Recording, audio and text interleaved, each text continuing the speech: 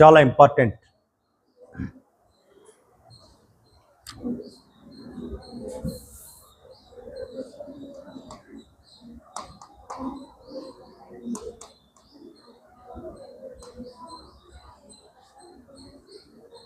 Okay, start. Competition, ఇది ఒక petition. ఫిర్యాదు, కాంపిటీషన్లోనే ఫిర్యాదు ఉంది, పిటిషన్ ఉంది. ఇది అంత ఆధ్యాత్మికతగా అంత గొప్ప పదం కాదు.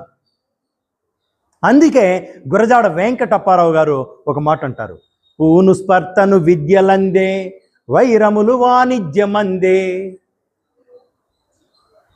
స్పర్త, పోటీతత్వము ఉండాలి కొద్దిగా, అది విద్యలోనే ఉండాలి కొద్దిగా. ఆ అమ్మాయి బాగా చదువుతుంది, నేను కూడా బాగా చదువుతా అని చూసి చదవాలి. అంటే వాళ్ళని చూసే మోటివ్ కావాలి. అట్లని కక్ష పెంచుకోకూడదు. ఇప్పుడు విజయలక్ష్మి బాగా చదువుతుంది, విజయలక్ష్మిని చంపేయాలా అనేదాన్ని ఏమంటారు? కక్ష అంటారు. విజయలక్ష్మి బాగా చదువుతా అంటే విజయలక్ష్మిని పోటీగా తీసుకొని ప్రిపేర్ అవ్వు. విజయలక్ష్మి ఎన్ని గంటలకు లేస్తావు, నువ్వు ఎన్ని గంటలకు లేస్తావు అనేది చూసుకో. నువ్వు 8 దాకా నిద్రపోయి 4కి నిద్ర లేసే అమ్మాయితో పోటీపడి లేవు అంతేగాని అమ్మాయి నువ్వు కత్తి తీసి పొడి చేస్తానంటే అవుతుందా? కాబట్టి ఈ కాంపిటీషన్ వద్దు. స్పర్ధ,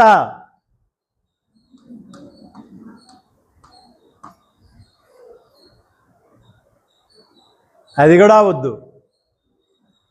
జస్ట్ వాళ్ళని చూసి మోటివ్ కండి, చైతన్యం పెంచుకోండి, ఎరుక తెచ్చుకోండి, కొంత చైతన్యం. ఓహో, వాళ్ళతో వాళ్ళ విజయ కారణాలు కనుక్కోండి, ఎందుకు అలా అవుతున్నారు, ఆ చైతన్యం పెంచుకోండి, ఆ మోటివేషన్ పెంచుకోండి. అప్పుడు మీకు సాధ్యమవుతుంది. కనుక్కోండి. అరే మోదినికి ఇన్ని మార్కులు వస్తున్నాయి, మోదినికి ఇన్ని మార్కులు వస్తున్నాయి అని అంతా అంటున్నారు. మరి మోదిని మీరంతా నిద్రపోయే టైంలో ఆమె నిద్రపోకుండా చదువుతా ఉంది అనే విషయం కూడా మీరు కనుక్కోండి. రాత మీద ప్రత్యేకంగా దృష్టి పెట్టి రాస్తా ఉంది, మనం కూడా అలా రాస్తే బాగుండు అనేది కూడా కనుక్కోండి.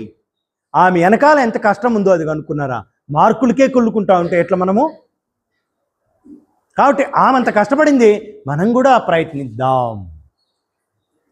పోరాటం వద్దు, ప్రయత్నం చేయండి. పోరాడుతూనే ఉండిపోతాం. ప్రయత్నించడంలో తప్పు లేదు. ఆశయ సాధనలో విఫలమవటం నేరం కాదు, చిన్న ఆశయాన్ని కలిగి ఉండడం నేరం అంటాడు వివేకానంద స్వామి. మనం గొప్ప ఆశయం సాధించాలని మనము ప్రయత్నించడంలో నేరం కాదు, తప్పులేదు.